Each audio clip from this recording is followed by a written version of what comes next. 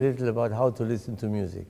It's very difficult to do because music means different things to different people. It means different things to the same people at different times.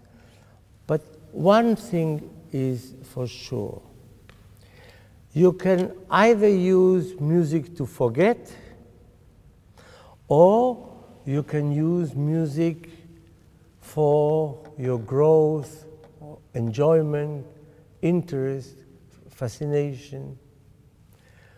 To forget means you come home after a particularly difficult day with many problems, with the tax inspector and the dentist and all sorts of unpleasant things, that is maybe disagreements within the family or with friends.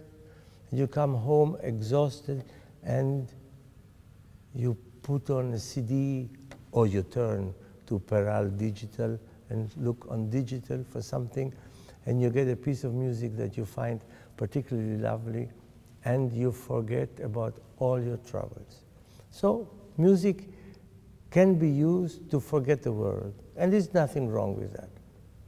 But I think music is a lot more than that, and I don't think that the great composers of the past or of the present, Bach, Beethoven, Verdi, Wagner, Boulez, Debussy, whoever you want, I don't think that they wrote music for us just simply to use to forget unpleasant things.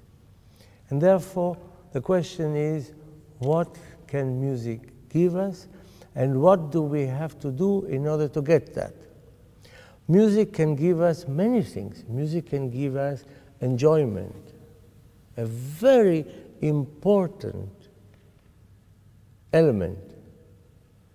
Even when the music is about suffering, we enjoy it. I have been told several times by musicians in the orchestra how we enjoy today playing the funeral march. Therefore, even a funeral march brings some kind of enjoyment. There's something almost macabre about it, but of course it isn't.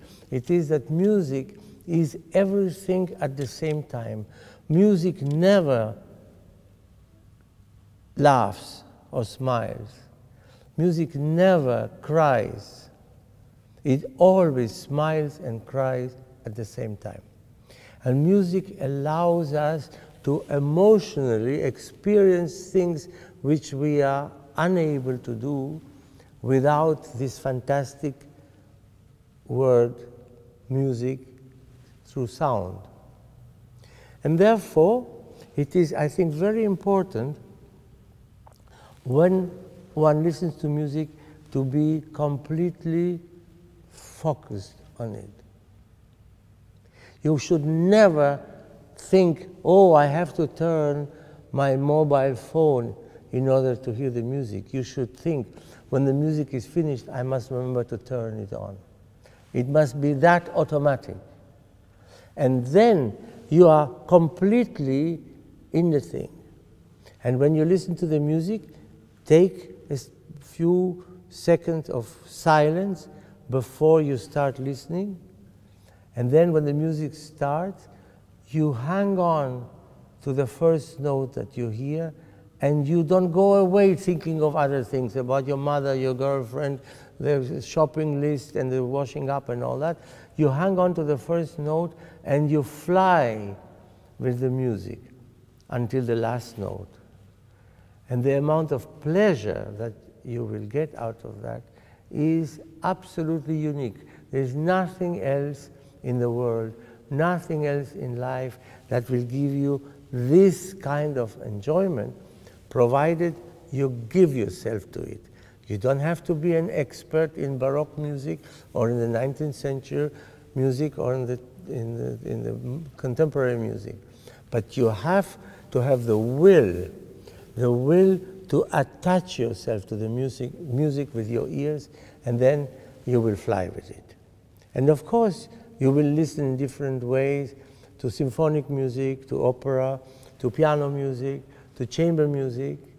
And once you have really learned to give yourself to it in the same way that you give yourself to another human being, then you will find out what are the kinds of music that appeal to you more.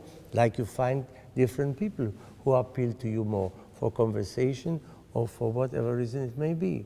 And you will find that you enjoy chamber music more, or that you enjoy symphonic music or piano music.